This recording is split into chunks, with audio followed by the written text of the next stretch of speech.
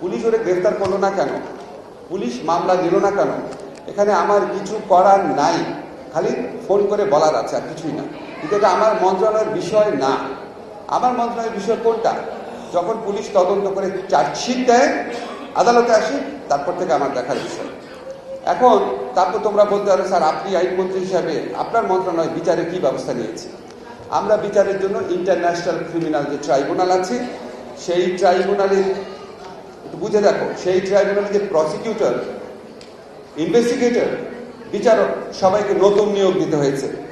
তোমাদেরকে মনে হয় আওয়ামী লীগের প্রসিকিউটর, আওয়ামী লীগের ইনভেস্টিগেটর, আওয়ামী লীগ আমলে অ্যাপয়েন্ট করা জাজ, তারা শুধু এই গণহত্যার বিচার করবে? আওয়ামী লীগ যে গণহত্যা করেছিল বিচার করবে?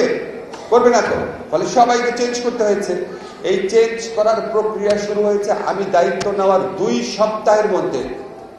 এমনকি বিচার কাজ করার জন্য যে ভবন, সেই ভবনটা পুরো রিপেয়ার করতে হয়েছে। আমাদেরকে ইঞ্জিনিয়ার বলেছে 3-4 মাস লাগবে।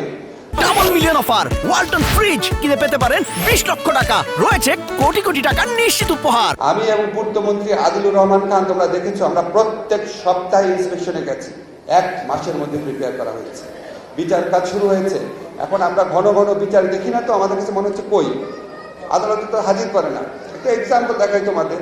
আমি যখন চিফ প্রসিকিউটর তাজুল সাহেবকে বললাম যে পুনরায় যে শুনানিটা হবে সেটা 1 মাস পরে কেন, উনি বললেন এটা তো 3-4 মাস পরে হওয়ার কথা, কারণ এটা ইনভেস্টিগেশন স্টেজে আছে। 1 মাস অনেক কম সময় স্যার। যখন চার্জশিট হয়ে যাবে, চার্জ গঠন হয়ে যাবে, তোমরা ঘন ঘন প্রতিদিনই টেলিভিশনে দেখবা যাদেরকে গ্রেফতার করা গেছে তাদের বিচার প্রক্রিয়াটা। তখন তোমাদের কাছে আরো দৃশ্যমান হবে, তখন তোমাদের মনে হবে যে কাজ হচ্ছে। কিন্তু এখন যেহেতু দৃশ্যমান না, এখন ভেবে নিও না যে কেউ বসে আছে। কালকেও মিটিং করেছি প্রসিকিউশন টিমের সাথে, তাদের কি হেল্প দরকার আমি বলেছি, যা দরকার আমাদের সরকারের পক্ষ থেকে দেওয়া হবে।